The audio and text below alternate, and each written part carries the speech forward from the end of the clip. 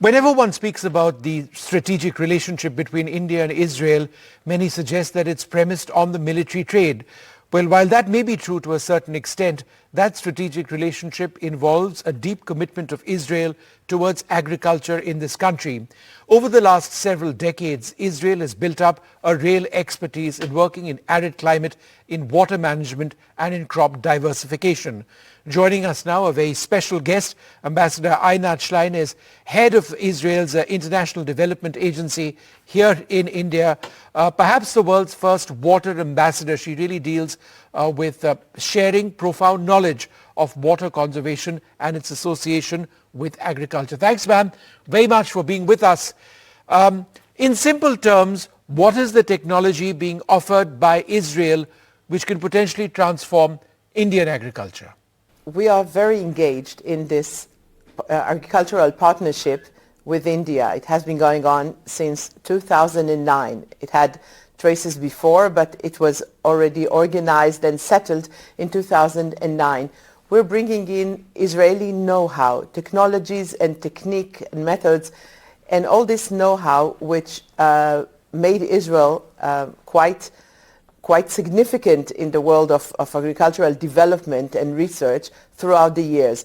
India is definitely well known all over the world for its own achievements, but the combination of the knowledge, innovation and enthusiasm on both sides melts together into a very fine cooperation which is incarnated in those centers of excellence which we hold in India, together with the Indian government. All in all, we are happy to announce the opening of the 32nd Center of Excellence, which will be inaugurated on Friday. And ma'am, what are the key solutions that Israel can offer for crop diversification, which is a huge concern for us over here in India? Well, I think if you look at the Israeli agricultural history, you would see that it varied from one decade to the other. That is, in the first decades after the establishment of Israel in 1948, Israel was well known for its citrus fruits, for example. Jaffa oranges has been a well-known brand, and for growing cotton and other similar crops. However, as the years progressed, as we arrived to this millennium, we found out that the water shortage has become more severe, and therefore we had to diversify our growth.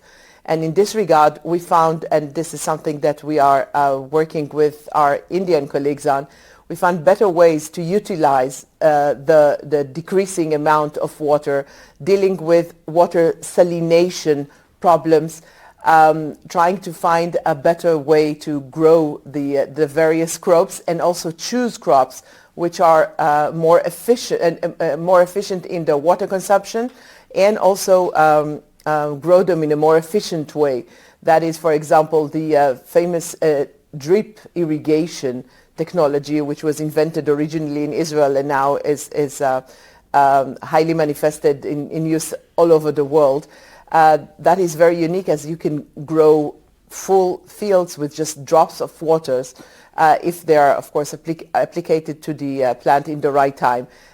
This is just one example, but there are very specific, unique and innovative techniques to collect water, to use the dough which appears on at sundown and so on and so forth, and use various tools and means that would allow the farmer to use less water and also to use better technologies and use higher quality grains and seeds in order to achieve not just better crops, but of course higher income, which of course by doing so that farmer and we as a society would like to support our food safety and our national economy in this regard.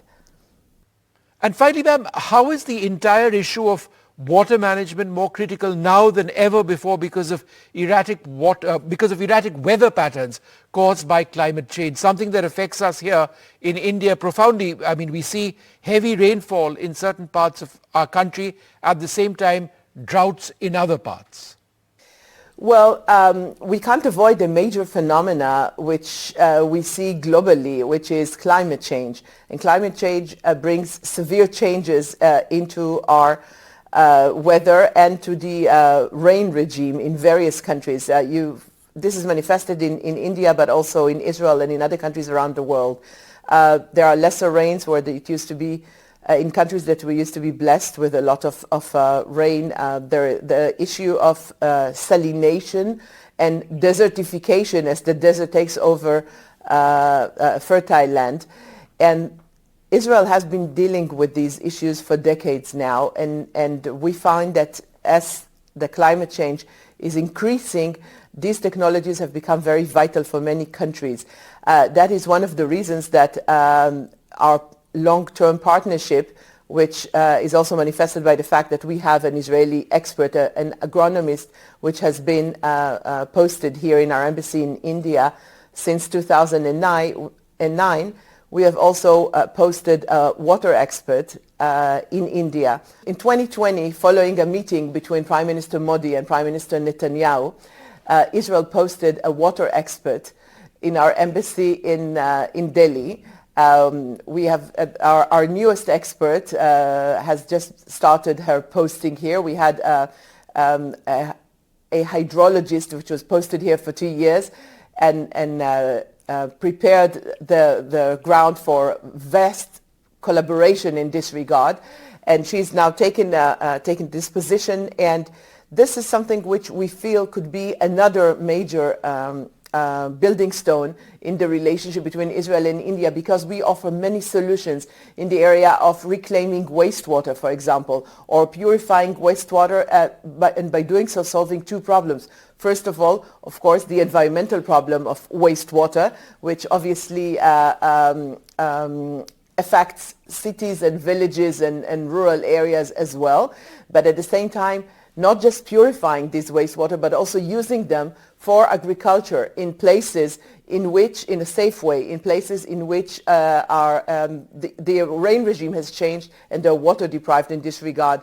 So be it urban water or rural wastewater, we can take care of two major problems with one solution. And this is a part of the growing further cooperation between our two nations. Ambassador Stein, thank you very much for spending some time and talking with us. Thank you very much indeed. Thank you so much. Well, that's all the time that we have on Left, Right and Centre. There's a lot more coming up on NDTV. From all of us here, good night.